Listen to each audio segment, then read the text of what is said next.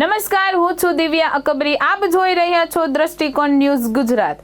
નજર કરીએ આજના મુખ્ય સમાચાર પર. અરવલ્લી જિલ્લાના માઝૂમ ડેમમાંથી 40 ક્યુસેક પાણી છોડવામાં આવ્યું છે. સાથે સાથે વાત્રક અને મેશ્રોમાંથી પણ સિંચાઈ માટે પાણી છોડવામાં આવતા ખેડૂતોમાં રાહતની લાગણી જોવા મળી હતી. અરવલ્લી જિલ્લાના મુખ્ય 3 ડેમો માઝૂમ, વાત્રક અને મેશ્રોમાંથી ખેડૂતોને શિયાળુ પાકમાં સિંચાઈ માટે પાણી છોડવામાં આવ્યું છે. માઝૂમ ડેમમાંથી પાણી છોડાતા અરવલ્લી જિલ્લાના મોડાસા અને ધનસુરા તાલુકાના ખેડૂતોને સિંચાઈનો લાભ મળશે. આ ઉપરાંત વાત્રક ડેમમાંથી પાણી છોડાયું છે, જેના કારણે ઉભરાણ, માલપુર, બાયડ અને ધનસુરા તાલુકાના ખેડૂતોને લાભ થશે. તો મેશ્રો ડેમમાંથી પાણી છોડાયું છે, જેના કારણે ભિલોડા અને શામળાજીના ખેડૂતોને લાભ થશે. આમ જિલ્લાના મુખ્ય 3 ડેમોમાંથી પાણી છોડાતા જિલ્લાના 6 તાલુકાના ખેડૂતોને લાભ થશે.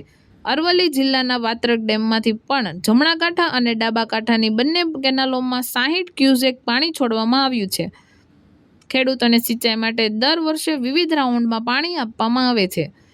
આમ હાલ પ્રથમ રાઉન્ડનું પાણી છોડવામાં આવ્યું છે, જેનાથી ખેડૂતોમાં રાહતની લાગણી જોવા મળી હતી. જયેશ પટેલ, દ્રષ્ટિકોણ ન્યૂઝ, અરવલ્લી.